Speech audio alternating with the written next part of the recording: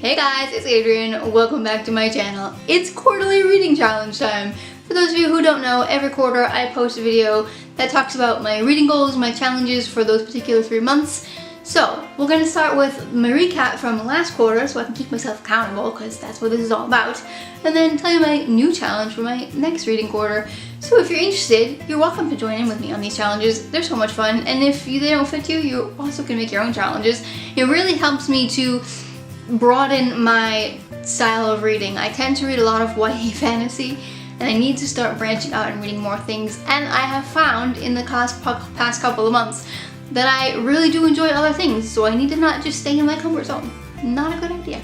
So let's jump right into it. Last quarterly reading challenge, I set myself 2 goals. They were to read adult fiction, hopefully contemporary, and to read children's classics. I did pretty well with both of these, though the adult fiction books that I read weren't necessarily contemporary. I think they were a mix of contemporary, sci-fi, fantasy, just a bunch of different things. So at least they weren't YA, right? Starting off with adult fiction, I technically read 5 books, but I'm not really counting one of them, so technically 4. First, I read Iscariot by Tosca Lee. This book I read around Easter time because it talked about Judas Iscariot, who is the man who betrayed Jesus. I found this very interesting, especially as far as history goes. I learned so much in this book, and I learned to look at Judas in an entirely different light, which was absolutely intriguing.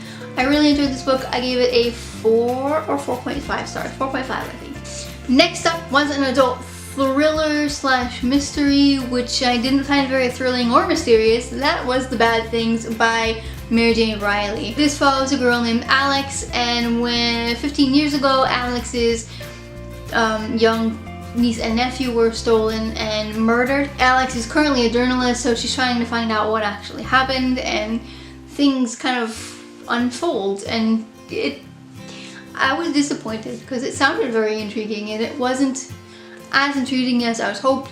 It wasn't a terrible book, so I still got a 3 stars, but yeah. Next up is the book that I'm kind of technically not counting, but it is adult, so I'm going to throw it in there anyway, and that's the 6th book to the Outlander series, A Breath of Snow and Ashes by Diana Gabaldon. I read these books regularly, at least once every 3 or 4 months.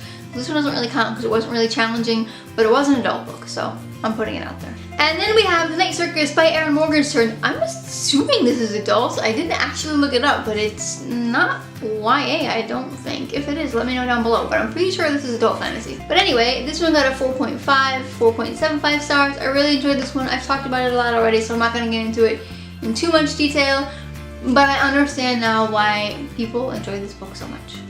And lastly is the only 5-star rating that came out from these challenges, and that is Dark Matter by Blake Crouch.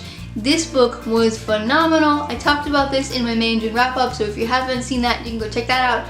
But I so enjoyed this book. It's about a man named Jason Destin who is abducted, and when he wakes up, he is in a place where his family doesn't exist. His son was never born. He's not married to the woman that he was married to, and he works in a different place than he worked in. He has the same name, but everything else is slightly or completely different, and so he's trying to figure out, is somebody pulling the world's biggest prank on him, or is things really going as creepy as they seem?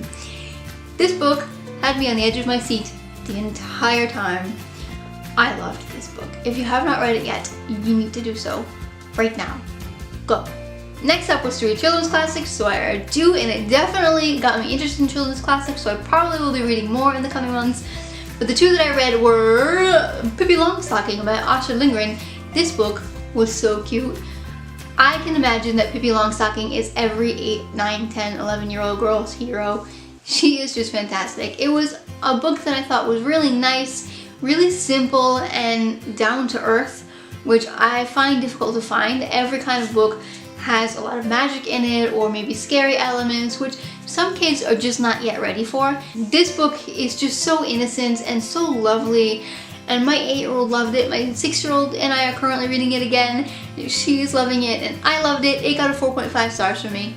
And then I read Peter Pan by J.M. Barrie. I love these editions. These are the Puff and Chalk editions, by the way. I think they're absolutely beautiful. But anyway, this book I enjoyed not quite as much as I enjoyed Pippi Longstocking, because it basically was the same as the Disney story, except more towards the end when things were a little bit more different. That was actually probably one of my favorite parts of the book. But what really intrigued me about this book was Tinkerbell, number 1, because that girl is sassy, and Captain Hook, because Captain Hook is really complicated.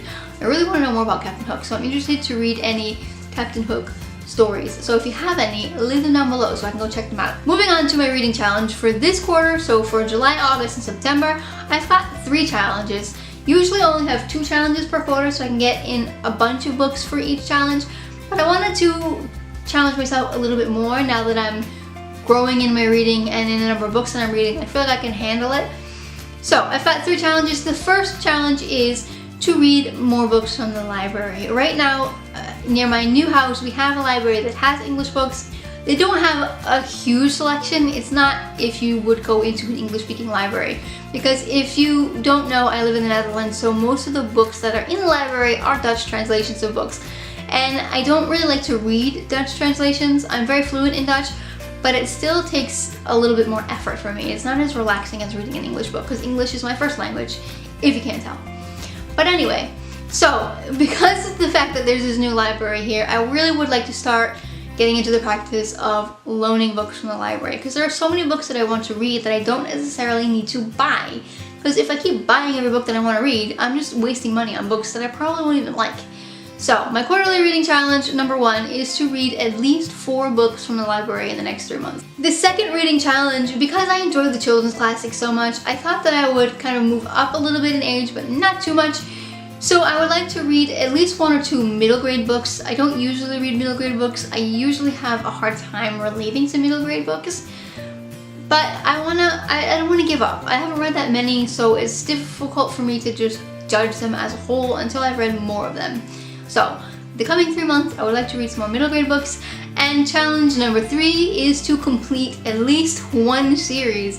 I did a video at the beginning of the year about all the series that I have yet to finish, and I don't think that I have read a single one of them except for Crooked Kingdom, that completed a duology. So I need to do at least 1, because I keep starting all these new series and I have all these old ones that I haven't finished yet, and I'm terrible at finishing series. I know that's like a booktube epidemic, but I don't like unfinished projects. So I'm gonna finish at least 1 series. Alright guys, so that wraps it up for quarterly reading challenge number 3. I hope you enjoyed this video. If you did, please give it a big thumbs up, and if you haven't already, I'd love for you to subscribe. Thanks for watching, and see you next time. Bye.